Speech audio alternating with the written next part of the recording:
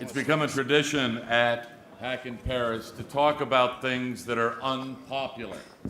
We've heard a lot of technical talk. We've heard a lot of social talk, but we're going to get into something that is hopefully going to be a little bit controversial. The issue of fake news as it affects security. We have our three panelists. We invited Donald Trump, but he declined to come. So we have somebody to replace him, and I'll introduce them in a moment. When we talk about fake news, when we talk about the media, what is it that we're really talking about? So example, is this real or fake? Show of hands that it's real. Show of hands that it's fake. Do you know for sure what it is? Fake news has been part of our history for 2,000 years in the political realm. It actually became part of the Nazi propaganda machine very recently. And propaganda is a part, potentially, of fake news, as we're going to hear from some of our panelists on this. Was this true or false? Is this real or fake?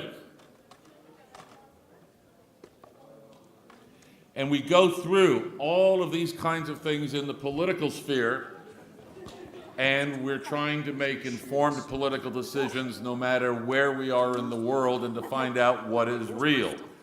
The question is that we're not going to be doing politics today at all. We're going to be doing the effects on our industry as to what is real and what is not real, and how it affects us operationally, how it affects vendors, how it affects users.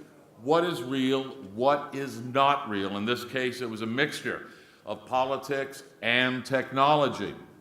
We tend to be a headline society, and we all have our friends. Well, I saw it in the news. Well, they read the first headline and they made an informed opinion based upon a headline. And unfortunately, we have an entire society that is addicted to this because the art of reading has disappeared, in my opinion. Was this real?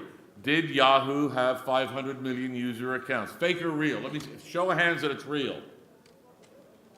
Fake? And a lot of I don't frickin' knows I can see out there. Is FireEye and Microsoft, are they going to war in some way? The issue of propaganda is going to come up. Did FBI Director Comey really say this? Or did he not? It certainly looks like his Twitter account. But how do we know? And this is partially what we're going to be talking about, is the effects of social media.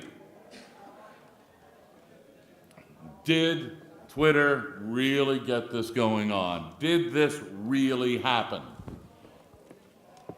Did this attack really come up? And was it a dishonest startup using fake news in order to gain some media attention and gain traction in the IT security industry by blaming another vendor with something that was true or not? I don't know the answer on this. Who really does? How do we find out? Facebook is allegedly now going after fake news. And are we going to have algorithms? Are we going to have humans? How are we going to do this? Did Tim Cook resign yesterday or not because he thinks Apple is passé, that it's never going to invent again? So these are some of the issues that we're going to be talking about. And our three panelists will be introducing themselves, but very briefly. In the middle is Annie Moshe, and we're going to use the term British MI5 whistleblower. Is that pretty close? And whistleblowing has become another word recently in the political realm, but it also has a huge potential impact in our industry, IT and security, and we'll be talking about and questioning whether it is a legitimate means of protest, disclosure, and this is where you come in, because the questions are going to have to be coming from you. What matters to you? What do you think? You let us know. On the far right, well, my left, your right, it's Michael Masucci, and he is a Hollywood film producer, a lawyer, and lots of other crazy stuff. And fairness be told, I've known him for 51 years, I think it is. We actually went to high school together, and reconnected about 10 years ago, which has been great. And on my, him, the guy drinking the wine already. All right, what you need to do is realize that Daryl is role-playing because Donald Trump would not show up. We couldn't get anybody from the NSA to show up. But there are certain opinions that are fomented in governments in our country, around the world, that are different than the opinions that I'm sure I'm going to be hearing coming from Mike and Annie. Corporate positions about privacy, about disclosure. And with that, the format is going to be pretty straight ahead. Each of the panelists are going to have a few minutes to set up their positions, describe themselves, describe the positions, where they're coming from, because part of the goal of these types of debates at Hack in Paris is not only to have the same people talk about security shit all the time. Getting people from outside of our industry who look at our industry, are intrigued by it, but are not part of it, is going to help give us collectively a different set of inputs, a different set of ideas, a different way for us to be able to communicate these ideas, perhaps in new words that'll communicate better, especially to management people who have no idea what we're doing half of the time when we're touching their boxes. So what we're going to do is we're going to begin with Annie, because Annie has no slides, and then we're going to go with Mike, and then with Daryl, and we're going to hand over the control to Olivier down here, who has a completely authorized weapon system. He got through Disney security, and he will be the timekeeper. And part of the exercise here is for the panelists to be able to state positions very succinctly in a prescribed time limit. But I want you guys to know it is your debate, it is your panel discussion, your questions, your viewpoints are just as valid as what is going on up here, because right now none of us are 100% sure of what we're doing with regards to something that is emerging very, very quickly around the globe, and I'm sure you're going to hear has a potential great danger not only to our industry, but news, information, dissemination, and distribution in general. So with that, Annie, your 4 minutes, please. Thank you. Okay, thank you very much, Win, for inviting me yet again, and for that very kind introduction. As you mentioned, my name is Annie Michonne, and in the 1990s, I worked for the British Security Service, MI5, before resigning to help my former partner and colleague, a man called David Shaler, blow the whistle on a whole series of spy crimes. We resigned and we went public, and we knew that by doing so, we would face prosecution automatically. So we fled the country, we went on the run around Europe, and then lived in exile in France, strangely enough. They gave us shelter and asylum, so thank you, France, for 3 years. He then returned in order to face trial. He did that voluntarily, and of course was convicted and went to prison. However, it was very interesting to see the reporting around the trial, and this is the first example I had of experiencing fake news, because the formal ruling at the end of the trial was that Mr. Shaler had done what he'd done in the public interest, there was no financial motivation, and that no agent lives were being put at risk. And I saw the journalists writing this down. So imagine my surprise, the next day all the front pages were saying, Shaler sells agent lives down the river for money. I was thinking, where the hell did that come from? So I started researching this, talking to my journalist contacts, and came to the conclusion of a combination of soft and hard power that the spies use to manipulate what we read in our news. And I've spoken at investigative journalist conferences across Europe over the years, and haven't yet met one journalist who has disagreed with my analysis. So where does that leave us now in the modern era of fake news, which of course is all over the news at the moment, ironically? I do a lot of media commentary for all sorts of different TV stations, BBC, Channel 4, ITV, Sky, and RT.com, the Russian English-speaking news channel. And it's only that one. When I appear on it, I'm accused of being a propagandist. And that has accelerated over the last year. And I sort of wonder why. And there was a very influential group called the Henry Jackson Society, transatlantic think tank, which is evil. It's been promoting Islamophobia in the UK for over a decade. And they, last year, unleashed a new report, which was called Putin's Useful Idiots. analysing how people who challenge the Washington consensus and speak up on behalf of Russia occasionally if they feel it's right, are therefore agents of influence and idiots and propagandists. And this view seems to have really taken off, particularly during Russiagate over the last year and the so-called hacking of the American elections, about which I will probably touch on more later. But it's interesting as well that that has produced fake news itself. Most notably, the infamous Prop or Not blacklist of alternative news sites, which was published in the Washington Post, and also the fake story about Russia hacking the American energy grid, which turned out to be entirely false. Both these stories appeared in the Washington Post, which used to be a newspaper of note. And yet, suddenly they're just shooting their reputation down in tatters by reporting this fake news. So my very final point on this is to suggest there might be a correlation between its new owner and why they are becoming the mouthpiece of the CIA. And it's interesting that in 2013, Jeff Bezos, the founder of Amazon and one of the world's richest people, bought the Washington Post for a reported $250 million. In that very same year, Amazon also got the deal with the CIA to develop their cloud system for a reported fee of $600 million over a 10-year period. That has been so successful, all 16 other American intelligence agencies are now working with Amazon. So God knows how much money Bezos is getting for this deal. So I would just say it's an interesting coincidence that the Washington Post seems to be the main channel of this disinformation, this fake news coming out about the Trump election and Russiagate. I'm not making any allegations, I'm not saying there's causation, but it's very interesting correlation, and I'll leave it at that. Thank you. Let's hear it for her. Mike, if you would come on up here, and he's a Hollywood guy, so bear with him a little bit. Yeah, I live in Hollywood, but my aesthetics are in the downtown art worlds of around the world. Berlin, Tokyo, Paris, London. Weaponized words. Boy, that's a pretentious and highfalutin concept. But is it that new a concept? In 1839, a British playwright writing about a French cardinal, little apropos for us speaking English in France today, had a statement: the pen is mightier than the sword. This is today's pen. It makes sounds, it makes imagery, and it connects.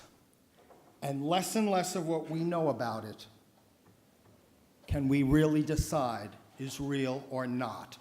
Everything we have heard at this conference, every conversation you have, every joke you tell, every pickup line you give somebody at a bar is a story.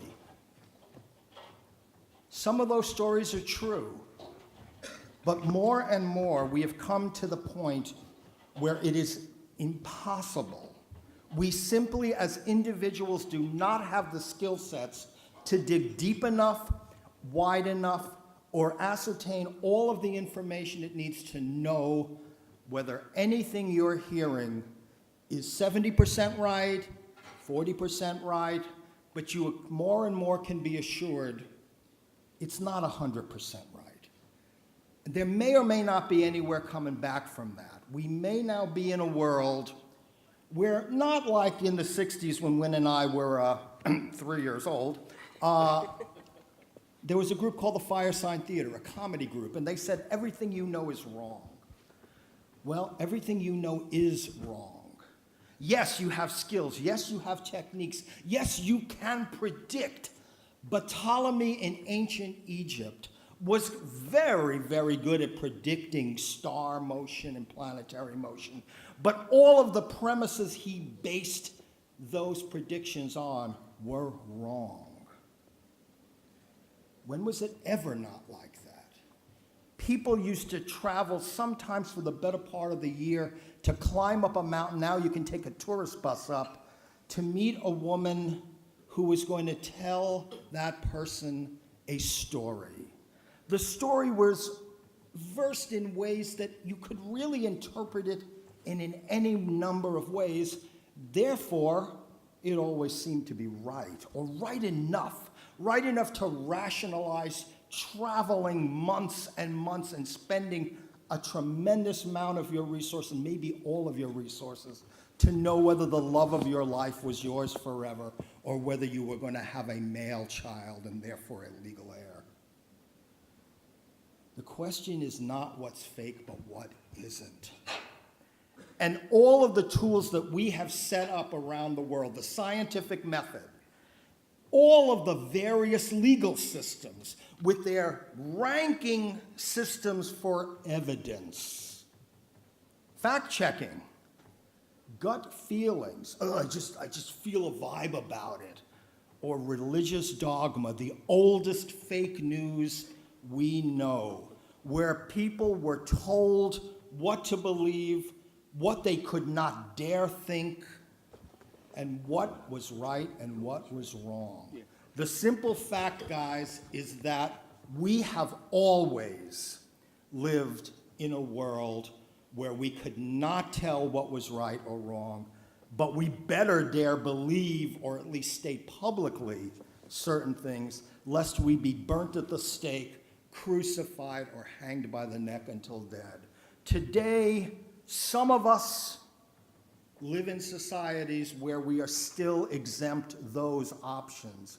But more and more, art is like science, and science is like art. And the continuum between them allows for skilled practitioners to be able to create images and articles and stories and speeches and presidential campaigns that we no longer can tell where it's going to go or how we're going to get out of this. So what I say for all of us, let's embrace the chaos of not knowing, but let's be an open-minded and open-eyed people who know we are all telling stories. Thank you.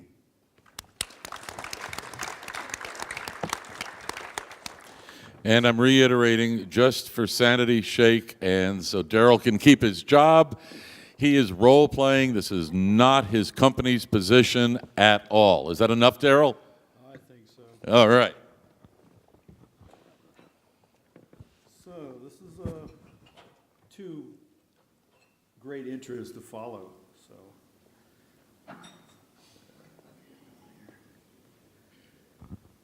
and of course, to be somewhat controversial. So when it comes to fake news, I really don't think we're ever going to solve the problem. I think it's going to continue on unless somebody steps in and puts some kind of guidance and regulations in place to do such. There's this crazy fear of the government, and I think a lot of it's been generated by fake news. I think most Western countries, they're not out to create this whole Orwellian society where they control everything you do. But the truth is, the government's purpose is to support the well-being of society.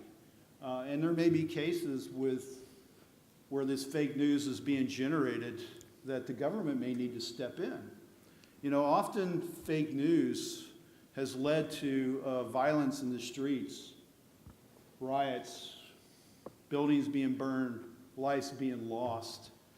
And everyone claims, it's a freedom of speech in the U.S. It's your First Amendment right.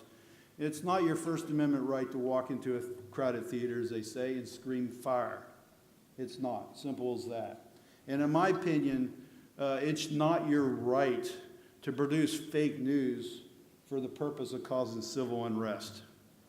So in my opinion, in this case here, there may be a purpose for the government to be able to step in. We're here to guide, lead and protect, and that is our role. We cannot let utter chaos ensue because of fake news or this freedom of speech. And I agree, freedom of speech is important, but not when we're out endangering lives, causing violence and causing issues within society. And of course, as I dig into some of this stuff a little deeper, I might get a little more edgy here. And it gets into information. Now, information, the control of information, controlling the present, past, and future. And so this information is the same way. It affects what's going on. It rewrites the past. I mean, as a prime example, and whether you agree or disagree with me, you know, as a Christian with some basic Christian views, you know, the story that Christ, who is a known historical figure, was actually married, most of that was generated by a movie, the Da Vinci Code, as a prime example. So we've taken something that is folklore. We don't know if it's real or not real, even you know, and I'll give you that. But we've made it reality. So you can go ask, you know, average person this question, and if they don't have any historical knowledge in that area, they instantly go yes. When you engage it a little more, you find out they learned this from a movie from Hollywood. Another primary example. So moving from that, I think it's important, you know, we manage information. It's important to protect the people. And fake news, in my opinion, is a critical attack against civilization. It causes disruptions, causes issues. Fake news is used by our enemies, anarchists, to disrupt the masses, and should be managed. And in my opinion, that may be a role of the government to step in when the First Amendment right is taken too far and people are potentially endangered or injured. And that is my take on it. No rocks. All right, we've gotten three very disparate viewpoints, certainly, and I want to start getting this down to some more of the technological basis as to how this affects the IT and the security industry. And when we're talking about fake news, disinformation, misinformation, hiding information, these are all flavors of the same argument. And one of the things that I want to ask our panel is, when Microsoft says, don't worry about it, it's really not hackable, yet there's 10 people that are anonymous on the internet and says, oh, Microsoft has a serious problem. Microsoft says, no, we don't have a problem. They're all lying. Do we trust Microsoft? Well, in my opinion, Microsoft as an industry is responsible for the products they actually create. And the truth is, it's Microsoft's job, in my opinion, to work with anyone making such claims. But in the same aspect, people making such claims should have to prove this, to Microsoft. It does none of us any good if people like this have these claims, if they're true, if they openly publish this stuff on the internet.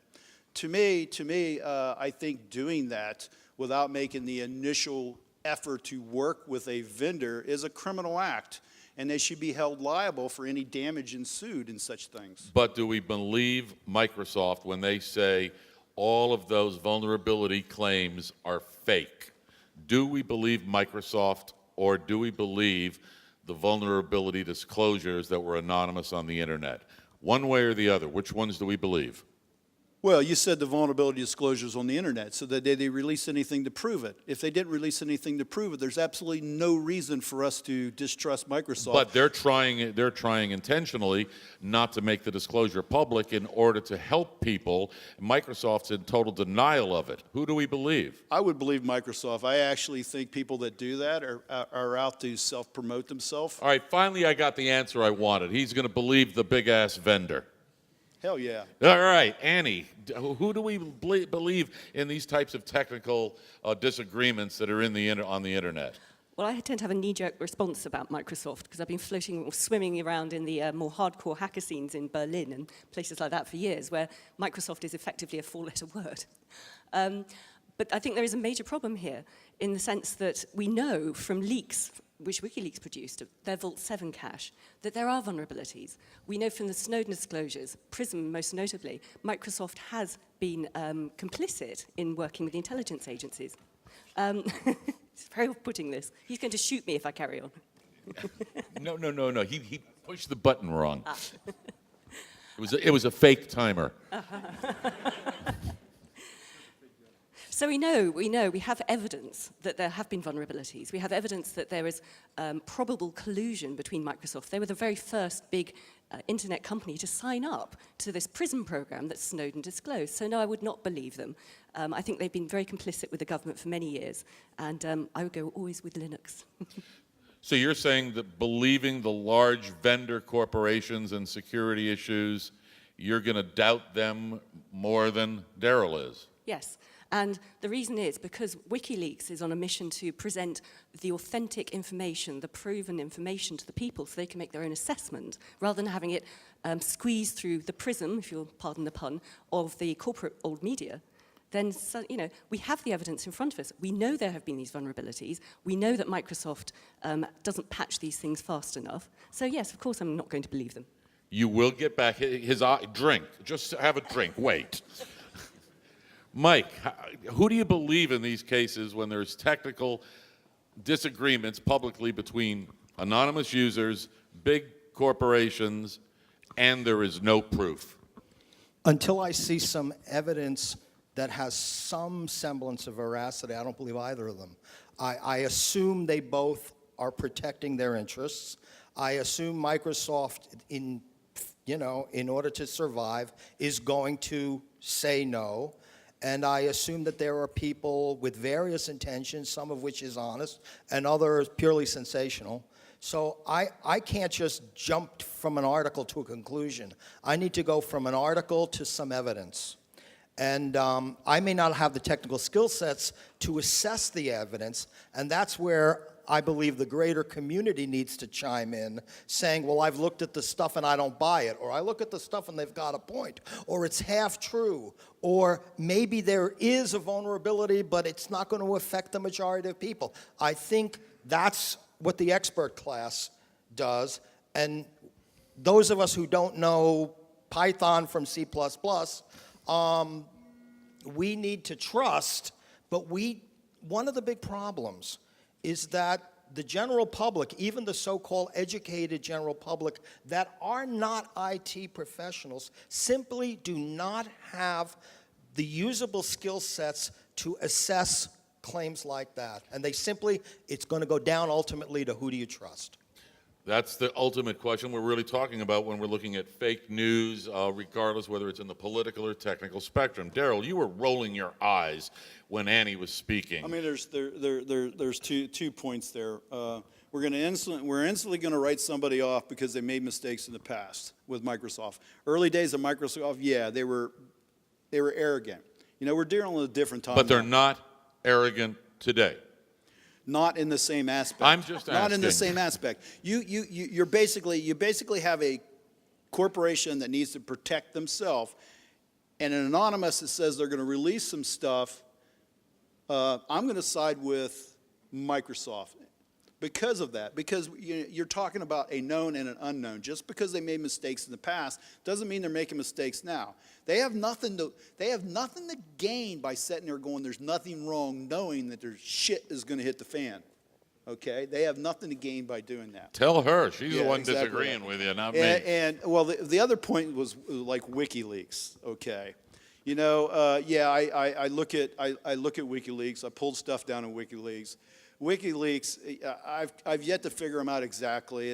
To me, it's like leftist propaganda half the time. And I think there's very little value coming out of it. I think WikiLeaks is nothing but a puppet. Oh, whose puppet? Let's have the theory. You pick a government.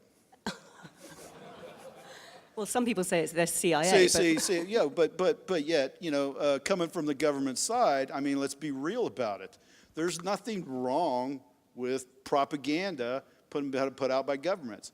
We should be able to reckon in that. But if we're so naive, then we're not going to think that all the governments, U.S., Russia, all of them are not going to use WikiLeaks, which is a puppet, to get their message out there, good or bad. This is what governments do, okay? Annie, I see your eyes rolling now. Well, yeah, I mean, the original founding concept of WikiLeaks that Julian Assange has said repeatedly is that in order to evade the blockage, the censorship blockage of the corporate media and the internet giants, which is increasingly evolving to this day. He wanted to set up an organization where if information were leaked to him and if it were assessed that it was authentic information, he would put that raw information out there unassessed for all of us to read so that we can make our own decisions based on these leaked documents. And that's where the proof is of all this. I've known Julian on and off since about 2009. He's been absolutely consistent about this. And all this sort of hysteria about, the Russians hacked the DNC and gave this information to WikiLeaks because they wanted to disrupt the American election. I happen to know it was not the Russians. He said it's state actors. An associate of ours, who was in Washington last year, was given these leaks, which then went on to WikiLeaks. And he's a former UK ambassador. So, I don't think he's going to be out there sort of lying about this. So, there's a lot of information out there. I cannot see that they are puppets. Mike, I heard the word propaganda and I saw your eyebrows move. I think most communication is propaganda. I think that we may unknowingly be sending out bad information. In our heart of hearts, we may believe it.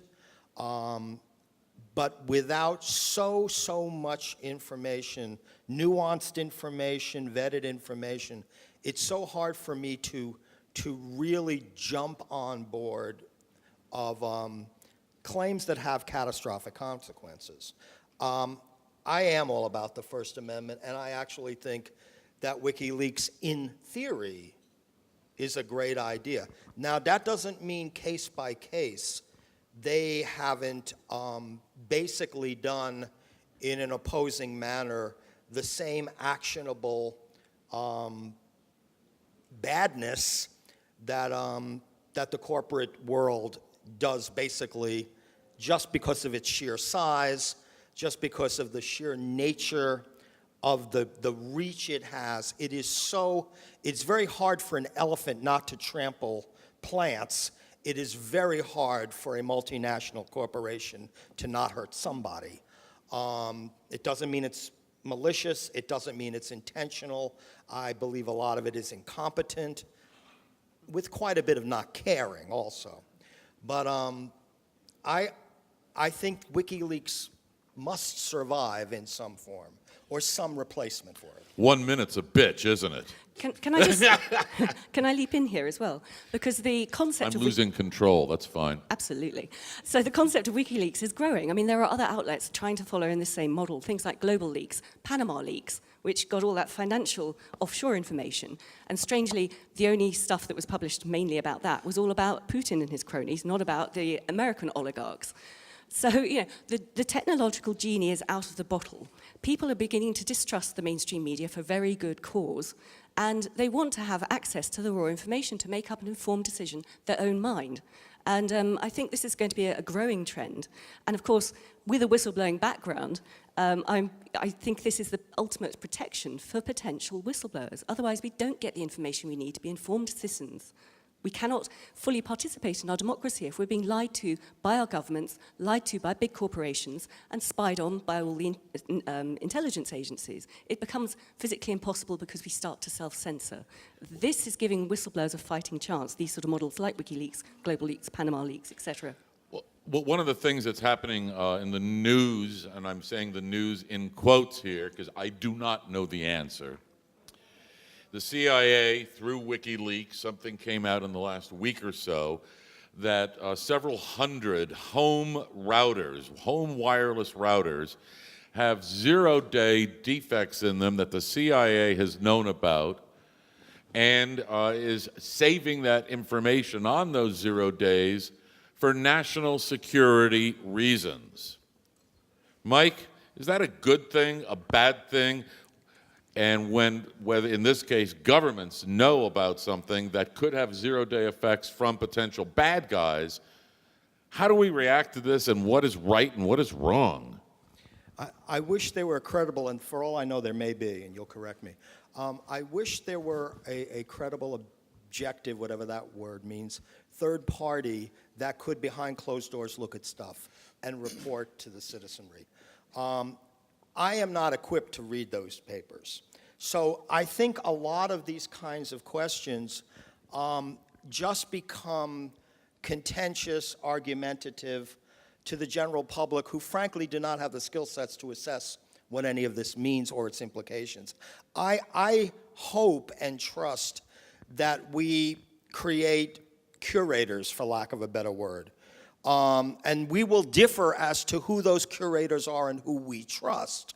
But just as we are kind of graying our trust of the mainstream media, and to be frank, I'm a mainstream media addict. I consume a lot of it. Doesn't mean I necessarily believe every word, nor do I believe that the journalists are doing bad. I think these things are tough to do, but I'm looking for third parties who can advise, because I can't assess the data. Daryl, I've seen you disagreeing with everything. Why don't you take this one? Should the CIA keep zero-day vulnerabilities on Ma and Pa's home products secret? So a question for you, I didn't necessarily see all the data. Was there actual vulnerabilities released or just the fact that they have them? From what I saw, and you guys can correct me, I've only seen the list of the routers. I have not seen the actual 0 days. So how do we Does know anybody know anything different than that? That seems to be the biggest amount of leaks related to that is about capability.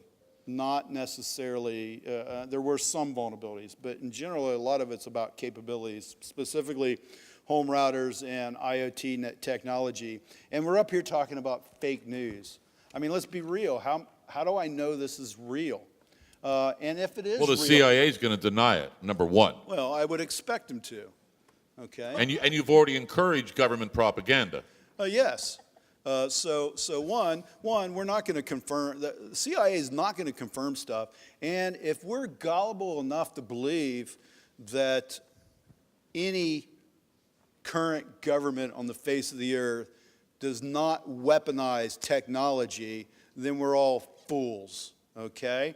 This is a key piece of a good spy service, to be able to gain access to systems, exploit systems to be able to monitor and track people that are under investigation for any reason. And that's as simple as that. I mean, if we don't, if we go in and say, government, you can no longer do this stuff, dear God, what do we want? What do we want the government to do?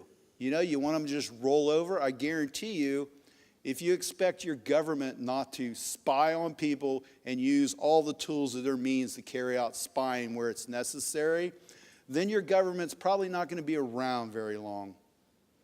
Can I just pick up on some of the CIA leaks? Oh, please do. So this is going back to Vault 7. This is, I think, about a month or two ago this came out. And it's two programs, but one is called Marble and one is called Umbrage. And this was obfuscation techniques, so that the CIA can hack into something and then make it appear forensically that it's the Russians or the Chinese or another country. Cool. So then you look at all the stuff that's coming out about Russiagate. There is still no evidence whatsoever has been presented in the public, just assertions, could have, would have, might have done such and such. This is all the American intelligence agency has said. And even if they did produce, what looks to be good hard proof, knowing of the existence of these obfuscation tools, how on earth do we know if it really was the Russians or it really was the Chinese? So we're getting into this wilderness of mirrors. It's impossible. I think in our terminology, your obfuscation is our spoofing. Spoofing an identity of somebody else to make it look like them. Obfuscation is hiding something on a different level. Thank you very much for the geek translation. Well, this is all the basis of spying. If you're going to spy on somebody, there's always a chance you're going to get caught. It makes all the much sense to make it look like someone else did it. To me, that's very realistic and very expected. We got to remember, our country, our governments are going to have secrets. Secrets are important to have a stable government. They need to be able to carry out various things like this, to be able to spy on, be honest with you, to be able to spy on anyone. Simple as that. I want my government to be able to capability to literally spy on anyone they want to spy on. Okay? Simple as that. There are two problems She's with that. chomping. Your teeth are just gnashing here. This is great. There are two key problems with that. One is, and this is acknowledged by former senior NSA personnel, including former technical director Bill Binney, that ends up, if they collect everything, spy on everyone, store it just in case it might be useful in the future, then they are drowning in a tsunami of information, which is why they keep missing time and time again all these terrorist attackers operating in Europe, who are all known by the spies, but are not being intercepted before they carry out their plans. And I think this is also a failure of the methodology of intelligence that we're seeing now. In the past, particularly the European agencies used a wonderful blend of intelligence techniques, not just electronic surveillance, which they over-rely on now because they can and it's easy, but human agents being sent in to report back on suspects, and physical surveillance, following people around. It's much harder, it's resource intensive, but that's how you get the prior intelligence of a planned attack and can stop it and save lives, rather than just having this tsunami of information you can trawl through after an attack to try and find further networks. That's police work. I'm going to put this into terms for Mike, and I'm going to reference our famous Sony hack. What was that? Was that 2 years ago? I guess it was. 2 years ago. Jason, about 2 years? Sony, something like that. The ability to collect information, as Daryl is suggesting, which should be the rights of governments, because we trust our governments to protect us. I'm kind of quickly. All right, yes, I'm paraphrasing correctly. Does not that also imply that they should have a demonstrated ability to protect that which they collect? And have they thus far shown that ability? No. Yes. All right, who's taking that one first? You want to go? I threw it at the Sony version because that was North Korea allegedly going after a shitty movie. Right. It was a shitty movie, I'm sorry. Well, and also going after a lot of the personal employment information about people. And the emails that came out about everybody in Hollywood backstabs everybody else. So, just like the rest of the world. So, I think the question we are facing more and more as a society. Now, I do not know the French legal system, so I'm only going to talk about, North America, Canada's system is very similar to the U.S. But this notion that we have something called the Fourth Amendment, we have certain protections against undue search and seizure. We need a very serious debate in our society as to whether we still believe that. If we do still believe that, then all of these discussions have tremendous ramifications, except for when something truly is, and who can really make that decision, national security, whatever that really means anymore. Because I no longer know who our enemies are in my country. I am told about all of these people that are going to blow me up or behead me or poison my water or do all kinds of things to me. And because they're going to do all these things to me, they need to be put in a certain place, and I need to give up some of the things that I thought my country was all about. We need a very real conversation. If you believe in freedom of expression, all that means is protecting the controversial. There is nothing controversial about someone in Russia saying, I love Vladimir Putin. You don't need protections against that. You need protections against somebody in Russia saying they don't. So if we are going to keep these sort of notions, then the governments will have to stop being above the law, which they most certainly, the EU, Russia, and the good old USA have become. This is a point which references Jason's slide number 437 from this morning with the circular chart of that the greatest threats that on that chart, and I've seen that before, are health issues, and terrorism is... And can I just say to Jason, right on that one, because what you said in no uncertain terms, as that me, as an all too typical white American fat guy, have a much greater chance of getting a heart attack than being blown up by a bomb. And that, if there are facts, that's a fact, or close to one. And I What's applaud you for what's accepted in society? What do people want? What are their fears? Often this stuff is driven by fears and wants. People are. It's called terrorism for a reason. Okay, it's meant to terrify people. Okay, so most people are not terrified of having a heart attack. So it doesn't disrupt your life. You keep going until you go, oh shit, and then it's over with. But and that's why there's such an emphasis in that area there. The goal is, again, the government takes that into consideration. Terrorism, the concept, or even the vague belief of terrorism in the minds of people will actually disrupt civilization, in my opinion. It'll keep people from going to the stores. It'll keep people from getting on planes. Real or not real, it's going to affect the economies of entire nations. Those who sacrifice their liberties for security deserve neither. All right, Jason's question, can we bring that up in a couple of minutes? Because that's going to go down a rabbit hole really damn quickly. Can we hold off on that one for a few, please, Jason? I know Annie has a response, and then I want to bring it into a slightly different direction. Well, two very quick points. First of all, being British, we have lived in the UK with the threat of terrorism on a daily basis, a realistic threat of terrorism happening in London on a daily basis from the Provisional IRA, the civil war in Northern Ireland. It went on for 3 decades. We had all these discussions about freedom, security, civil rights, etc., and we didn't give up any of our liberties under the face of a very direct threat.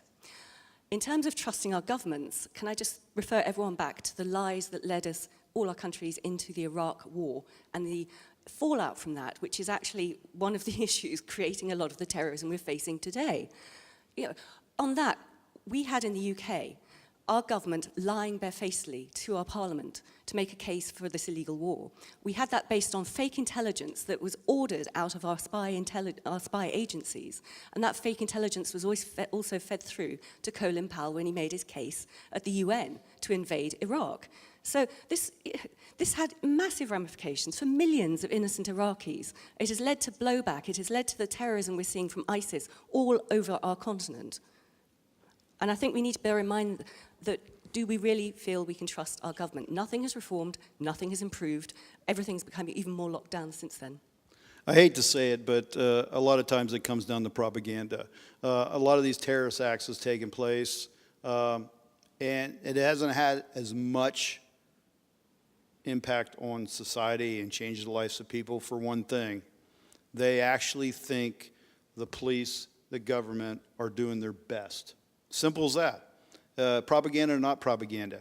If the government stands back and doesn't make these efforts, or doesn't at least put these things that everyone goes, okay, I'm more likely to die of a heart attack than being blowed up. Simple as that.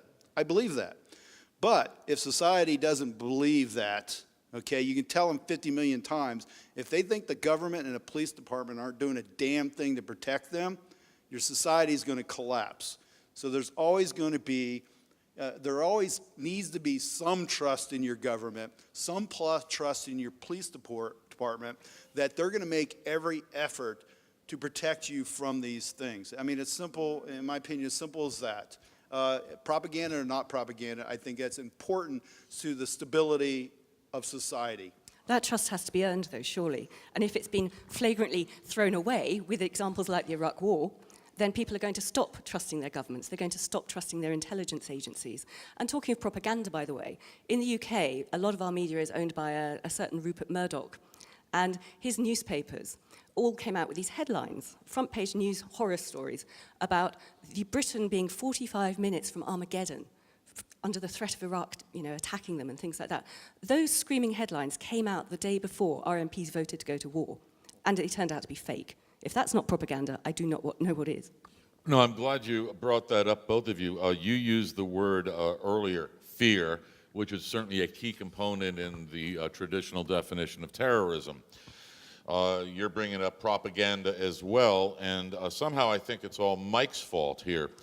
Yes. Because how many of us have ever watched a TV show like a CSI show?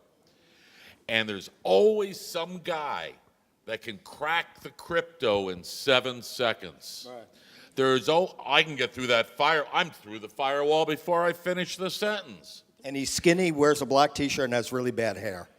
And these are all bullshit, as everybody in this room knows. Unless it's turned off, it ain't real. So that is as much, in my opinion, I'm going to argue, fake news that is contributing to a problem of the criminal use of bots and botnets around the world, where the majority of the people who are part of the bots are the home users who are absolutely the most clueless about all this shit, and Hollywood is making it worse. I couldn't agree more. Well, that's enough. All right, Hollywood's indicted. One of the reasons I more and more prefer the word storytelling to fiction and news is because more and more I can't tell the difference. And there's nothing wrong with the word storytelling. I think storytelling is a wonderful thing, and it's a very difficult thing to do well, and it's kept us all occupied for thousands and thousands of years. I do feel, there are two adages. The news says, if it bleeds, it leads, and script writing 101 says you have to have conflict, or you can't tell a story. These two basic premises, and historically speaking, the notion of proper script writing goes back to Aristotle in his book Poetics, which is still the seminal exemplary text for any screenwriter in Hollywood, and I would dare say anyone who's aspiring around the world to do that kind of filmmaking. The notion that conflict is the only thing you are interested in. The notion of a story like, oh, somebody gets out of bed and he has a really great day, is not going to sell any movie tickets, is what the industry believes. They believe conflict is the only thing that's interesting, and the news believes if it bleeds, it leads. They have the same formula. Probably one of my biggest problems when it comes to Hollywood is Hollywood's rewriting history. As I mentioned up there, current, past, present, and future is controlled by information. Ever who controls the information control those. Sound a little bit like 1984. The book came out in 92, but thank you. Yeah. And this is the primary case. You start talking to somebody about history, and quickly you find out that their knowledge of history is what they watched Saturday night. And it's horrible. Rewriting and modifying history is a very dangerous thing. And I think first, like I said, from a First Amendment standpoint, you're not going to go to Hollywood, nor would I recommend it and go, you can't do that. It's a freedom, and it's important to have that freedom. The only time I think of First Amendment, any stopping should be when something's purely driven to disrupt and cause hazards and dangers for people, when something's done to purely cause violence. Let me argue here with that, and I'm going to go back because I don't think you really addressed my question here, Mike. Hollywood, and every Hollywood around the world is doing the same thing. They're making technology look and appear to be ridiculously easy to bypass by bad guys. That, I could make an argument, is a bad thing to do, and I'm going to coin the term. Aren't they putting out fake technology? Yeah, they call it fiction. Yeah, I mean, they're not saying this is truth. They're saying it's fiction. But I do agree with you. I would expand it a little bit, because another thing that they love to do is technology always goes wrong. So the standard formula in movie craft is the mad scientist. So I bet there's a lot of really smart people sitting over here. But to Hollywood, you have to have some sort of fatal flaw. You're megalomaniacal. You're so narcissistic you don't know what's going to happen. It's going to go wrong. People in the film industry who don't like this idea call it the Frankenstein syndrome. So almost always, when there's a scientist, it's gonna go wrong. The virus is gonna get released and everyone's gonna die. The zombies are gonna come. The nukes are gonna create giant spiders. But again, to the economics of the industry, it's just basic good script writing. If there's no conflict, they think you don't care. That's why. So I agree that's what's going on, but they would say, all these Harvard MBAs who now run Hollywood would say, well, of course, our job is to sell movie tickets. If it's not a crazy, insane, horrible situation, no one's gonna go on and watch this stuff.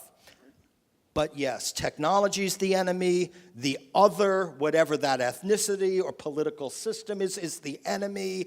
They have to have an enemy. Is script writing 101. Which is why Apple OS 7.2 was able to connect to an alien spaceship with a compatible USB plug. Always. Which the aliens invented. Which the aliens invented. But I mean, from that, I think that is really one of the least risk when it comes to poisoning the thoughts of people. Truthfully, most people I've talked to that are not techie people think that's all bullshit too. A very few people have I ever encountered watch Hollywood movie and see, you know, this hacking in 30 seconds that actually believe it.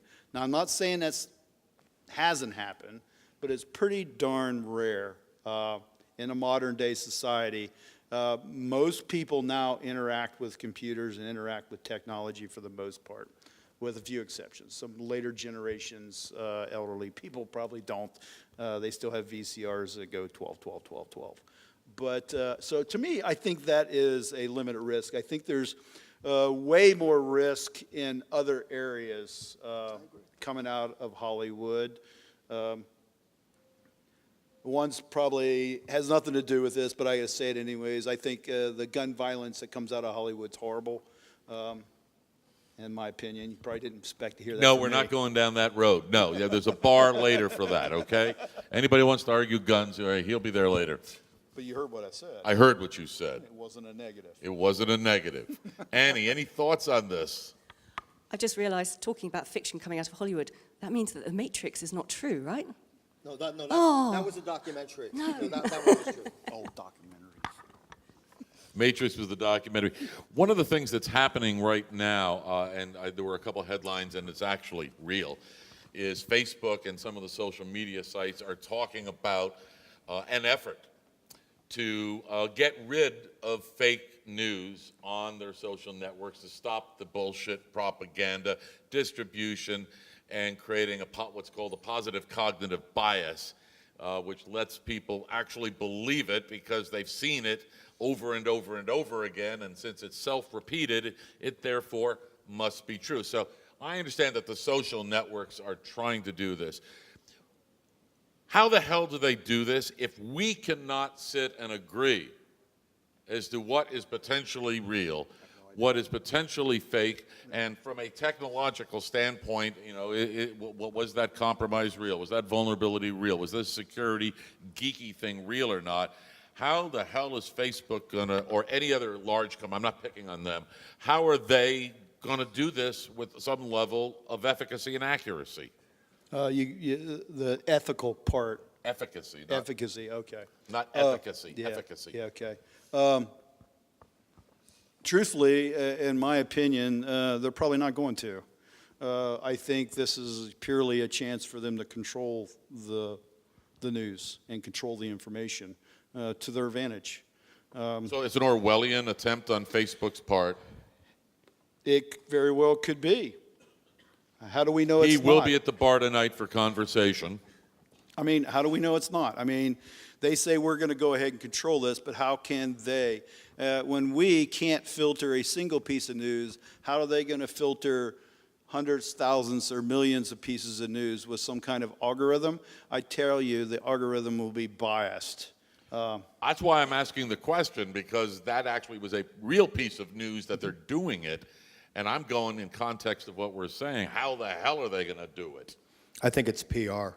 I think I can't imagine how they would do it short of creating official news.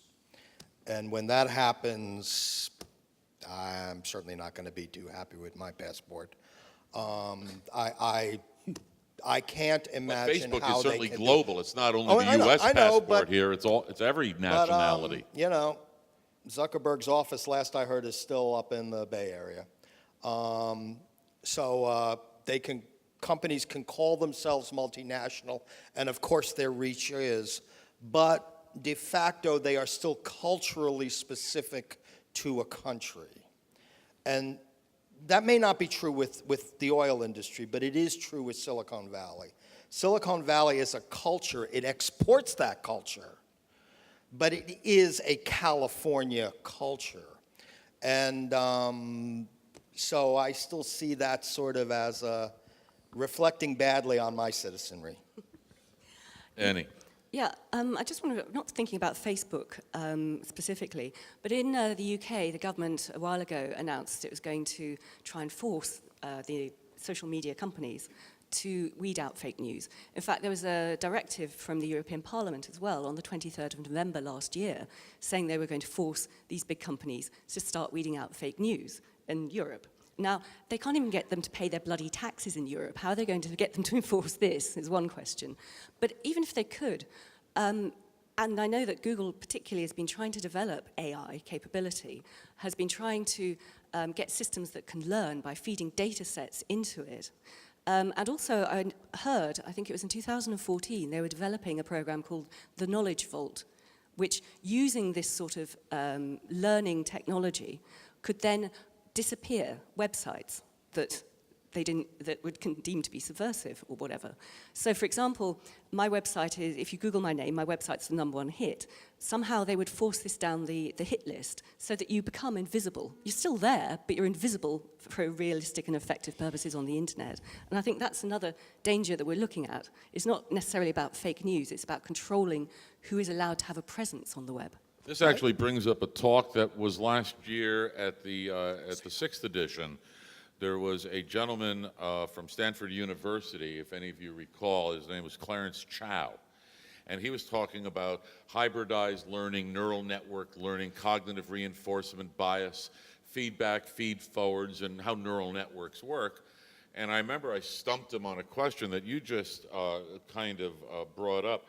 I said, in those networks, how do you compensate for intentional poisoning of the information in such a way that the information that is coming in the output is directly created to be fake based upon not the direct inputs, but the cognitive bias weighting functions.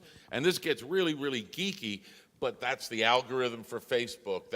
It's all the things that we're trying to automate that are affecting our technology. Mike, I know you're struggling to say something here. You reminded me of a personal situation that brings up another category of disinformation and fake news, which is unintentional in nature.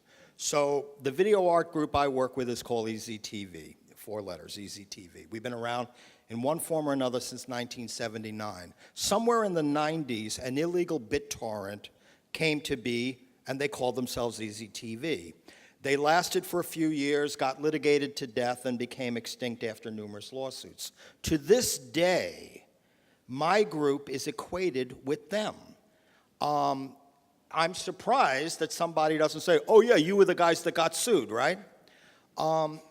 So what happened is our history became fictionalized and combined with another group's history simply because people have become too lazy to do 3 clicks. They just click once. And the first thing that comes up must be the whole story. And that personally affected us. And I am sure this phenomena is happening in various ways where people with similar names to somebody who's a criminal or a pedophile, all kinds of phenomena where people have become lazy researchers, one-click researchers. And because of that, so much data that is good data and is out there and researchable becomes quagmired. And I think that's another thing that's going on, is that people are mixing stories and they're doing very, very incidental looks into things before publishing or before vetting. We are going to get to Jason's question, but I think given that, Daryl, you are a professional researcher, and you've got, yes, you are, really, trust me on this, and you have to deal with other people's stuff. You have to do research in what else has been done. Yep. How do you vet that? How do you take into account the biases that Mike is talking about into your research in order to avoid generating stuff that's going to be bullshit to them? Exactly. In cases like that where I'm doing research and I want to quote a piece of research that I've actually discovered within my current, whether I'm writing a white paper or whatever, there's several things. Credibility of the person or the company, I think those are critical. If I can actually reproduce other people's research, I will do that for validation. That's not always possible, but it's really much on the credibility of the person.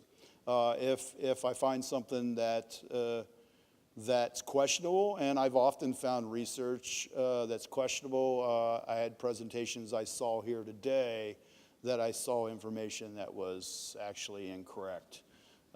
Didn't have a chance to talk to the person, but that happens to be the case. Now, the biggest problem with research is finding the data. You know, that's one of the biggest problems because... Is it finding data or accurate data that you can have? Accurate data, or actually... And how do you establish that trust? Actually finding the data, because obviously when you're doing research and you put something out there and somebody's already done a piece of that research and I don't necessarily quote them or reference them, then I damage my credibility as a researcher. So literally, I may spend, weeks or months looking and identifying and reading papers and stuff to avoid those type of conflicts. I'm amazed at a number of people that are very good at discovering this stuff. I had some research stuff I released like in 2008.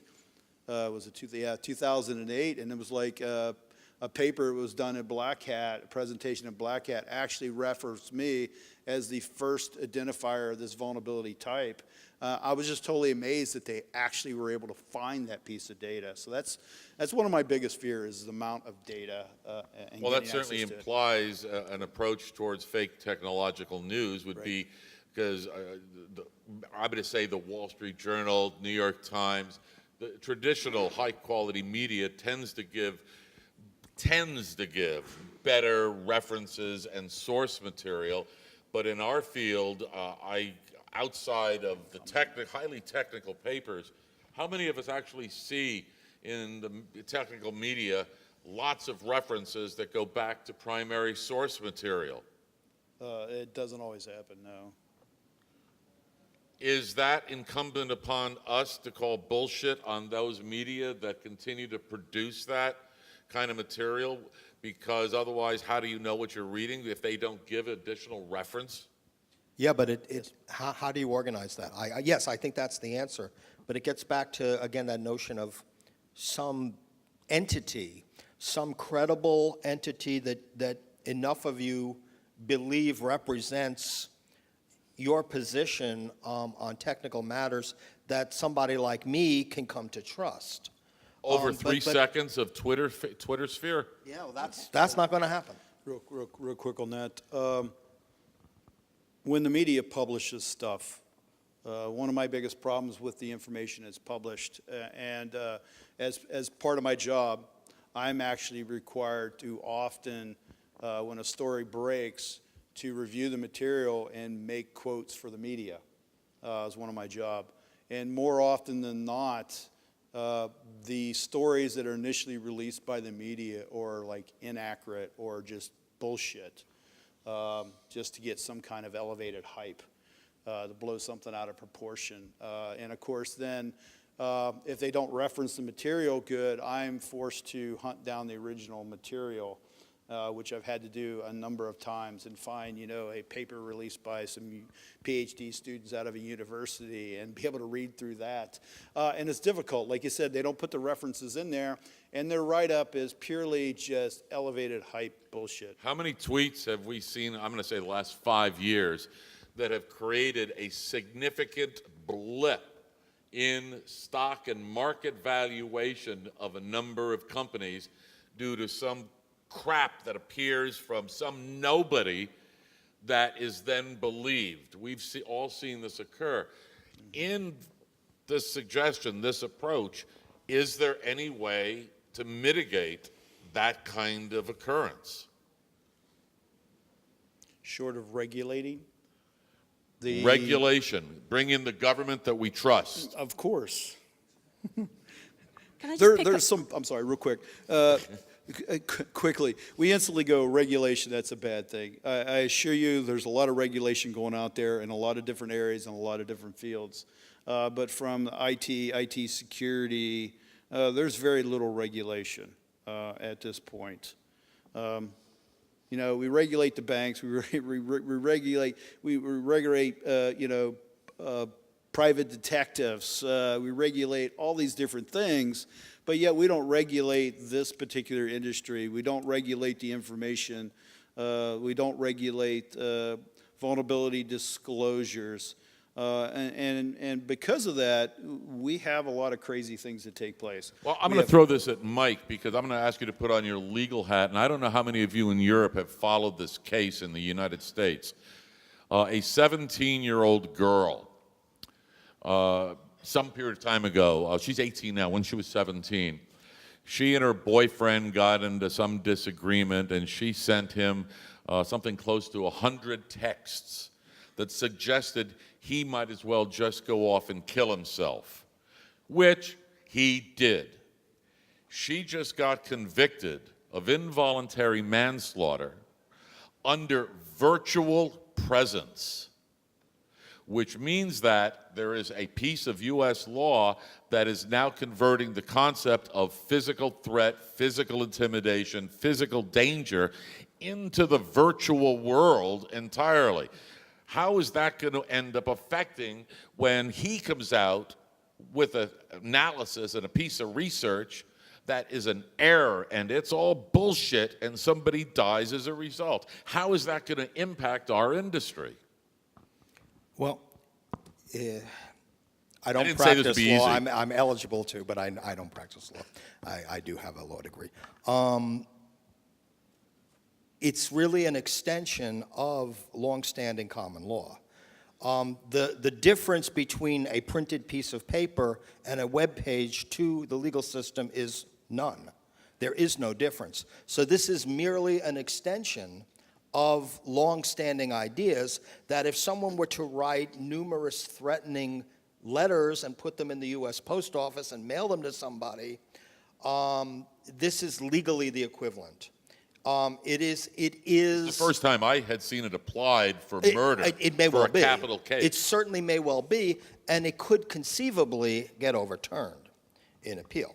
So remember, the American legal process kind of like never ends, except when it goes all the way to the good old Supreme Court. So once you won or lost, doesn't mean you won or lost. Just means you won a round. However, I don't personally see any difference between print and the web. I don't see any difference. Or private texting. Any communication media you're going to put under that same umbrella. Private threatening statements are still threatening statements. Whether, they're Is harder to saying prove you should because go kill yourself a threatening statement? It's a negligence. yes, that is a threatening statement. Under many legal theories, saying to somebody you should go kill yourself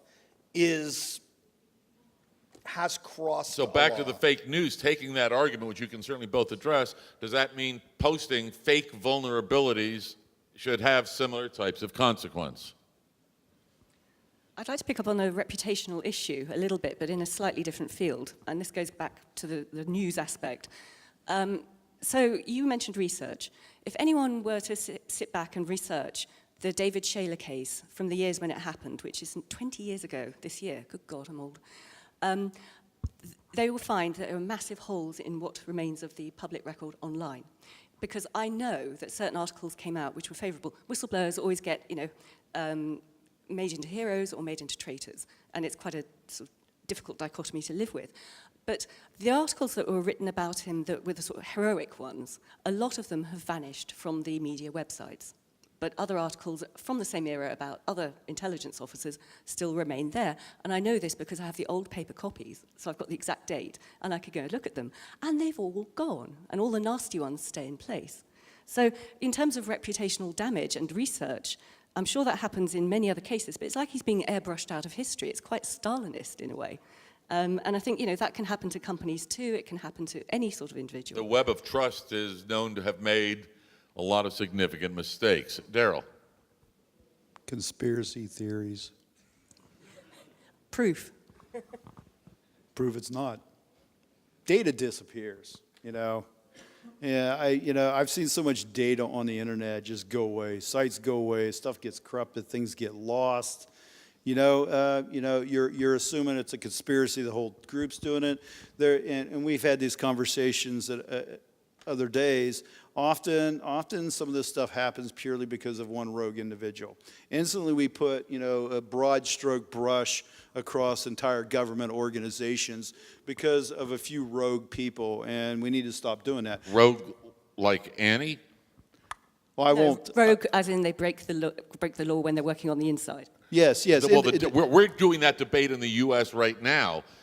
Was Comey a whistle? And I'm not bringing politics. Is it a whistleblower, or was it a criminal breach? I mean, there is a difference that applies to our industry as well. And not getting into the political, is there a difference here that we have to care about? Yes. Well, then don't give us a yes. Tell us why and how. Okay. An example would be vulnerabilities. Vulnerabilities is an example. Technology vulnerabilities in whatever product application or whatever. There's a responsibility of what I refer to as ethical disclosure, making every attempt to work with a manufacturer and not just publishing the stuff out there purely to cause harm and destruction to an organization. In my opinion, if you openly find a vulnerability and have made no attempt to work with that manufacturer and you release that vulnerability out in the wild, in my opinion, you are completely legally liable for that. That means if that vulnerability is used to exploit, damage, or even impact the manufacturer of that particular software, I think you should be held legally and financially responsible. You're referring to the shadow brokers case, particularly, where they got the cyber arsenal of the NSA, allegedly, with many zero-day hacks and other hacks available, put it out. Well, they tried to sell it, and nobody would buy, so they just started releasing them. And they are out in the wild. They are being adapted by criminals, and they are going to come back and bite all our organizations. Yeah, so anybody who, would you say, were they government or was it? Nobody knows.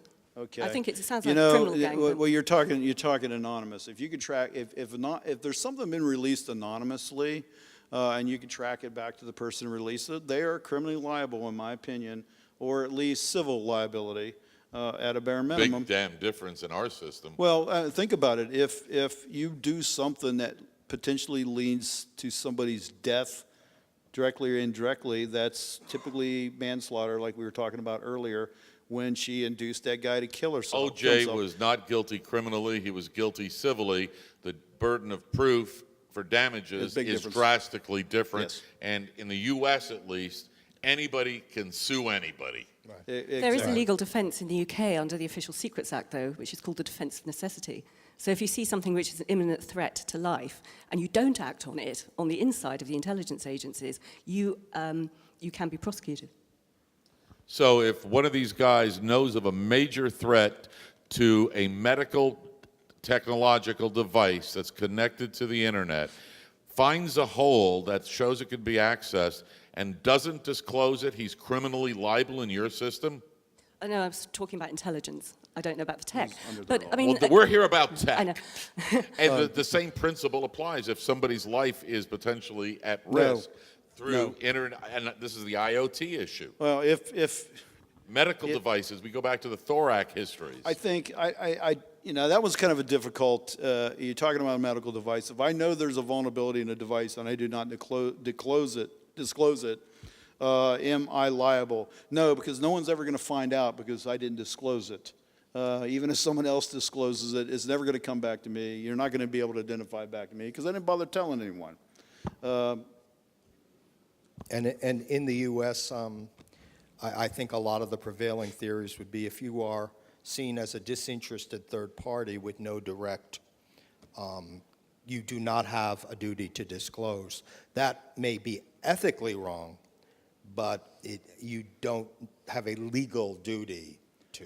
Now, I did have... That may, we may want to look at that, but that, I think So is I got a question for everyone out there. I've actually found vulnerabilities that gave me the ability to attack certain software, antivirus software that actually existed on Windows boxes, remotely getting full administrative access to those devices. And I sat on it for 3 years and didn't report it. I actually used it as my job to break into systems. The thing I did do, though, was it was actually fixable by the end user. Manufacturer didn't have to actually patch it. It was fixable by the end user. And we made sure that we taught everybody exactly how to fix it within the organizations that we discovered it. So was that wrong? Is that wrong? Anybody? Let's get these people. Well, who said he's wrong? Who said it? Well, have that guy stand up and tell us why. Why is it wrong, sir? Dan Kaminsky. Is there a mic for Jason? We can grab him. Do I need a mic, really? Well, stand up and really yell. When DNS was broken, that would have broken the whole internet, and Kaminsky, instead of just, saying, going out there and talking about zero day or using it, he actually got all the makers, all the big corporations, all the people to work together in secret to get the DNS fixed, had them patch it, fix it, and didn't do full disclosure. That's the way it should be done. That's the way it should, and that's what I'm saying. That's the way it should be done. He got to be able to speak at it at conferences. He got to be able to get the press on it. But before that happened, he fixed the problem. It's like you fix the problem first, then you can talk about it later. It's like we're not talk about it if you don't want the thing, but you do full disclosure. You make sure that you're fixing the problem. You're not going off and just letting it be broken. All right, well, Jason, let me throw this back at you with that kind of question. In the case of DNS, you're effectively operating under an ICANN umbrella versus a Microsoft private sector umbrella with vested interest by corporate and investor stakeholders.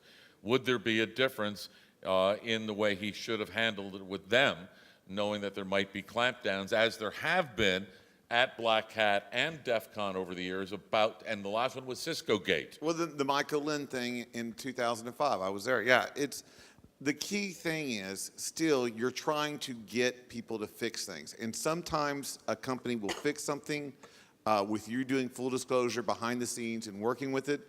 Other times a company's going to say, screw you, YOLO. It's like if we sue you, no one's going to know about it and we'll be doing okay. And then that's when you have to risk, am I going to publicly disclose it and take the heat for it and then also let these bad guys know about it as well just to make the person patch it. It's like, and that's happened in the past as well. So once again, it's not regulating, when you're talking about the internet, you're not regulating the internet. It's not about regulating bits and bytes.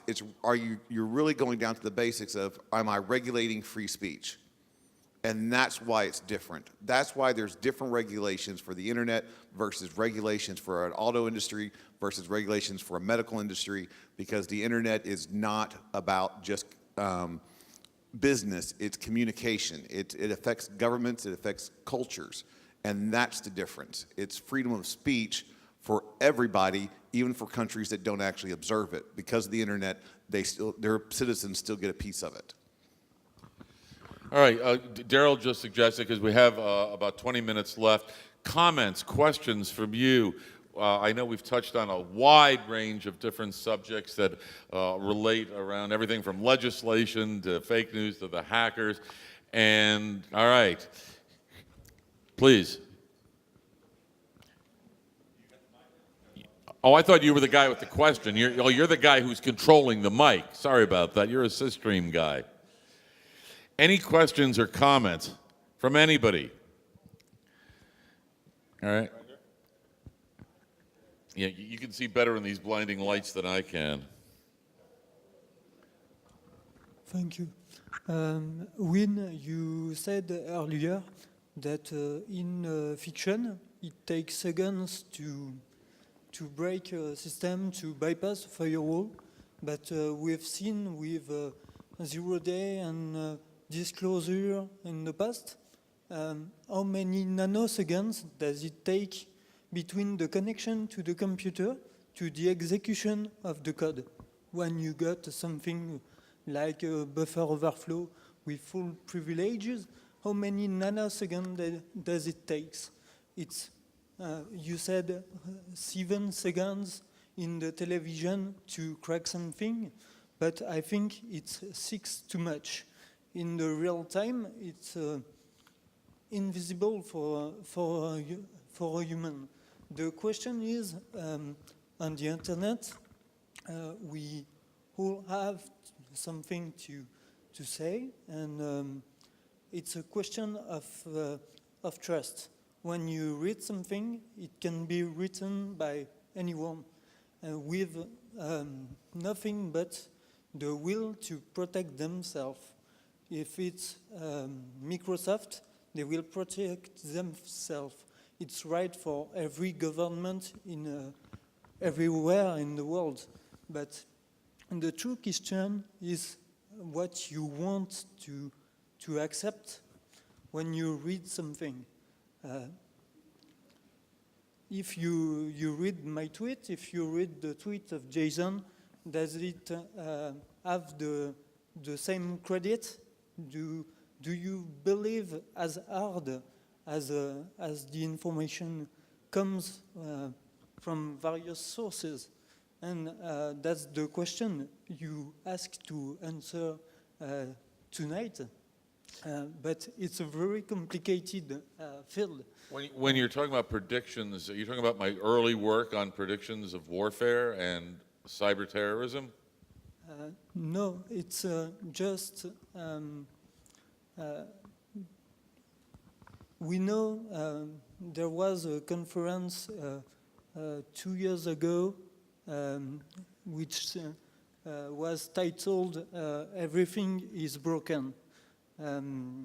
Everything is broken. Yes. I think Dan Geer may have been one of those people who has been saying that, and now he is the CTO of the CIA's research arm. Exactly. So who to trust and when? That's the question. I think we have all to balance the information. Douglas Adams, in his book, Hitchhiker's Guide to Galaxy, said, "The guide is definitive, but the reality is frequently inaccurate." And it's exactly the same in the virtual space. You have all this information, but you can never know what is true. And you have to make the work to know what you are interested about or not. Well, Dan's career is about saying unpopular things, and he's done a very good job of it, and he and I get to fight an awful lot when we have a chance to get together. But when it comes to doing predictions and all of that, and what you're talking about, I'm going to defer, because Daryl, I know you had some thoughts on what he was saying. I lost my train of thought. You lost your train. I do want to say, while you're thinking about it, in my early work on predictions, I made a lot of shit up. Wow, that's cool, that's cool. And in many ways, it was no different than storytelling that science fiction writers, because if you look at the history of science fiction, we're kind of living the science fiction of 100 years ago. You know, pick some epic. When I wrote my crap on cyber terrorism 26 years ago, you know how I verified the truth or not? There was a component of the US government that took a disinformation campaign out against me and tried to make it irrelevant that I was crazy and I was a human dartboard, with the exception of the Department of Defense, oddly enough. And so I would have teenagers with M16s pointed at my genitals as I walked through the corridors to give speeches and briefings to generals and colonels. And because I had no idea what I was doing, because I was making it all up, run it up the flagpole. And I'd say something really outrageous, and when a general falls off the chair and says, "How the fuck did he know that?" I know that I'm right. And so that was a social engineering trick that I used very early, before we called it social engineering. And we had different terminology for it in our day. So that's how I did some verification on stuff. Mike? I think there's a two-way collaboration in prediction. I think prediction can be inspirational. So there are many scientists who claim they went into science because of science fiction. It's not that the science fiction book was going to predict the future, but it inspired somebody to work on that. Say, well, gee, I'd like to make stealth technology, or I'd like to, investigate this. Time machines are still it. Right. That's still what everybody wants one. And who knows what's going to be. I think where we all have to be is I think we have to learn to celebrate how little we do know. We know a lot, but boy, there is so much we don't know. We're this tiny little infestation on a speck of dust floating around a tiny little light source in the middle of nowhere in an incomprehensibly gigantic universe. That's who we are. For all our smarts and all our degrees and all our experiences, that's who we are. There is so far more we don't know or don't even think about that I think we need to start celebrating we're not as good as we think we are. And that's okay, because it allows for people to be inspired to go further. And there is so much further more to go. And prediction is kind of a cool thing. More often than not, I think statistically, it's pretty bad. I'm old enough to have been told when I was a kid that I was going to live in a world with flying cars, and we were all going to have vacation homes on the moon, and nobody talked about the internet. Yeah, just a couple things. From a prediction standpoint, many years ago, I learned not to make predictions. If Daryl makes a prediction, the sun's going to set it tonight, we may have problems. Okay, but you had said one thing about people, reading Twitters and reading these things and forming these friendships and whether they like it or don't like, if they don't like it, they avoid it, that type of thing. I kind of challenge all of you. We really often have a tendency to want to migrate to people that are like-minded, whether it's technologically or political or that type of stuff. So I would challenge you to do just the opposite. I think it's good to have contention, but it has to be civil discord. Me and Wynn are really good at that. We were like totally 180 degrees out of phase from each other, and we stay up many late nights having really good conversations. And really good wine. But even from a technology standpoint, I kind of encourage you to embrace people that are not like you, that don't always think the way you do. That challenges you to think about new ways and new ideas and new concepts. But equally so, challenge them back on equal footing, especially when it's bullshit on the internet, or you don't Yes. know whether it's fake technology. It has to work in two ways. Exactly. Annie. And I was just going to pick up on the prediction and the science fiction type discussion we were having just before then, because I'm a huge sci-fi fan. My favourite author is Ian M. Banks. I would love to live in his culture. Sounds like a paradise. And it was a conversation Michael and I were having earlier about inevitably, almost inevitably, we will get to a phase in our development where we will be able to upload our consciousness, perhaps, live forever inside a machine. But then the issues around that are who is going to own those machines? Is it going to be government? Who's going to have access to our code? Will governments be able to pick into it? Will corporations own our identity? Will they be able to change some of the code, change our memories, change our perceptions? And, you know, will we be subject to intellectual property laws and things like that? So how is this going to evolve? So I think as a prediction, it's something that's interesting, or as a possibility, it's something that's interesting.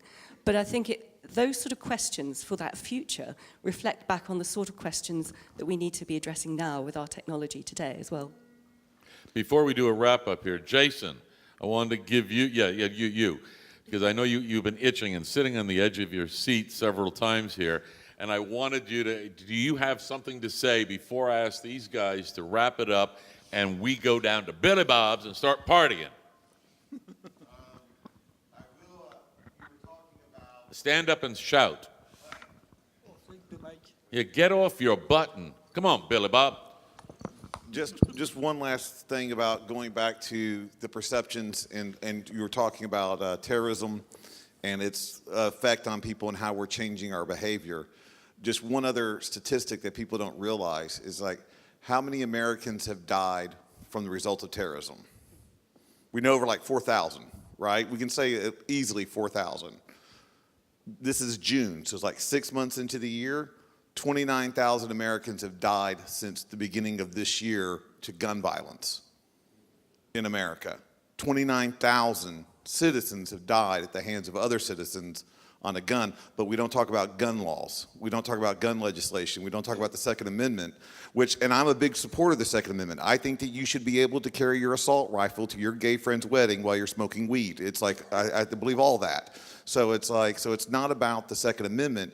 It's about where our threats are. Once again, it's like, so censoring this stuff is not helping. It's like, and not changing the fact that these things are happening. The security needs to change. It's like our perceptions of it need to change.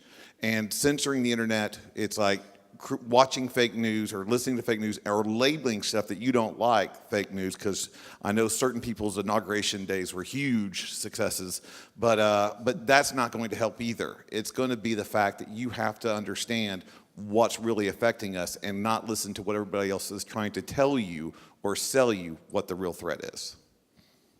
I know Darryl wanted to say something though on that one. It's like, I think. No. I'm going to ask the panel to each spend a couple of minutes and condense all of this crap that we've been talking about into the final statements in the context of fake technology, fake news, authentication. We've talked about trust, talked about culture. We've touched on so many things. Can you condense this down to a couple of minutes from your position that'll give the audience some takeaways? Yes. One, if the government is not here to control every aspect of your life. The government wants to be able to protect, defend your countries, your lives. Don't write the government off because of a few rogue people. That's not the case. I think if we as an industry and as the internet and, fake news, if we never regulate it as a people, it's going to be regulated for us. Facebook's already looking a way to do that. Okay? So that's something to take into consideration. You can be, oh, I'm scared of the government. You also need to consider industry, businesses. Like you mentioned earlier about the future, corporations owning our identity. We already do.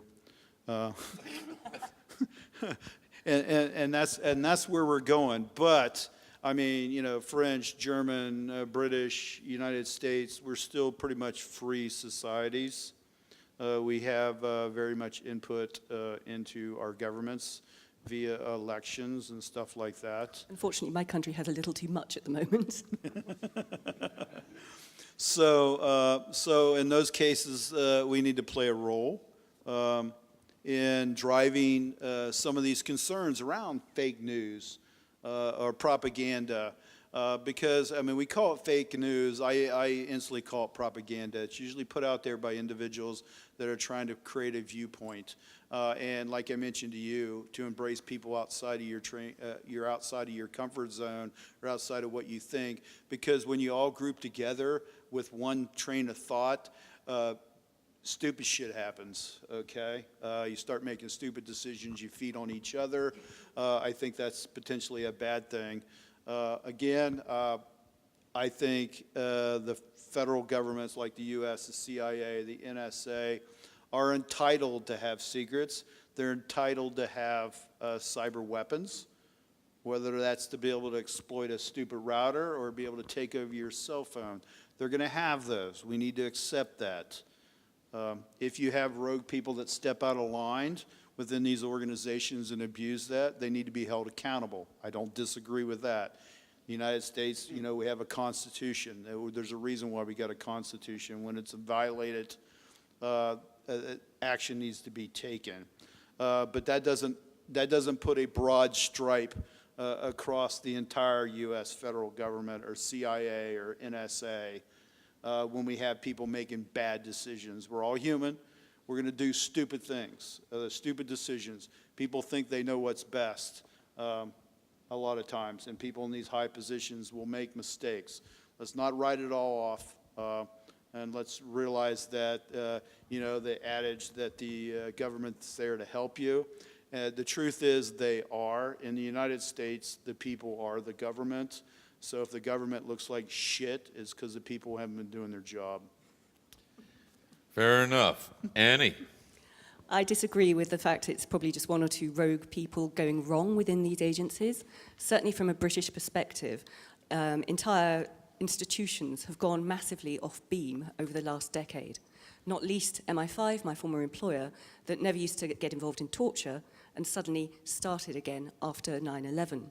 Or, for example, our NSA equivalent, GCHQ, which over the last 17 years has been hacking into all the communications between North America and Europe, all our communications, without political accountability. There can be no UK political accountability for their hacking into French communications, German communications, or whatever.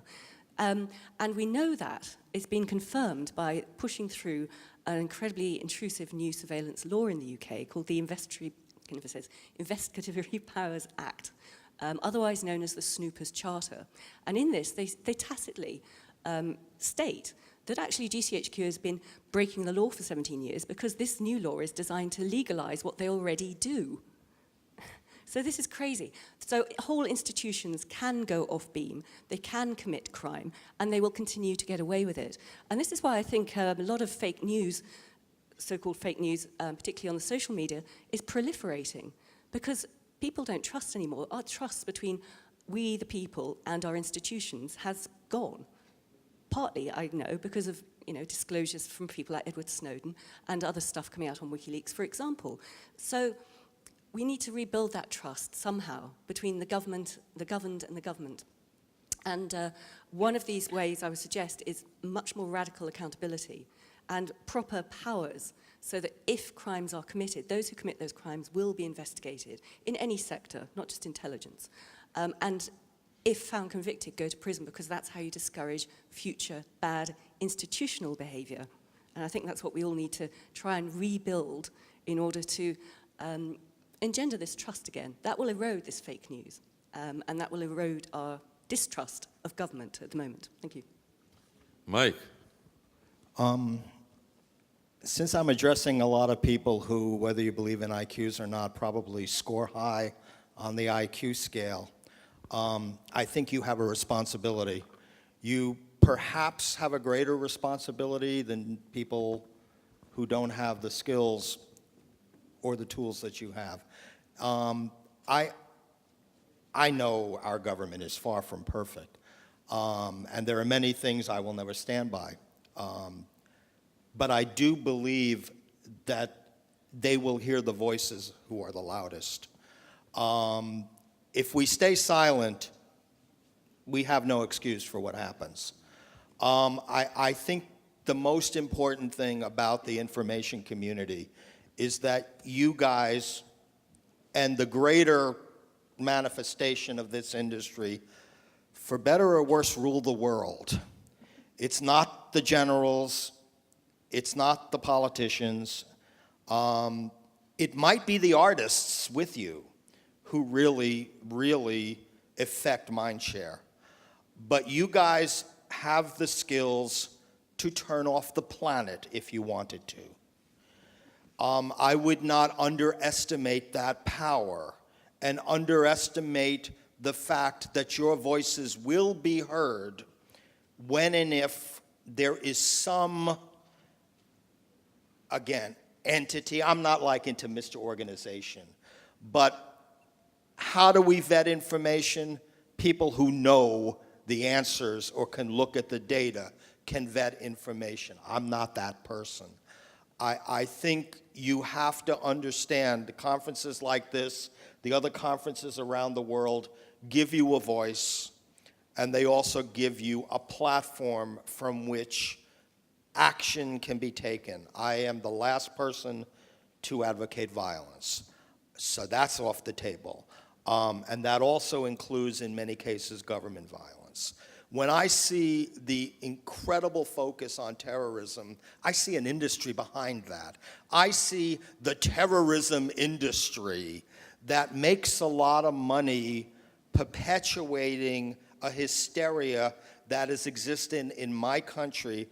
And there were actually friends of mine who told me not to come to France because of some minor van incident that happened a few days ago.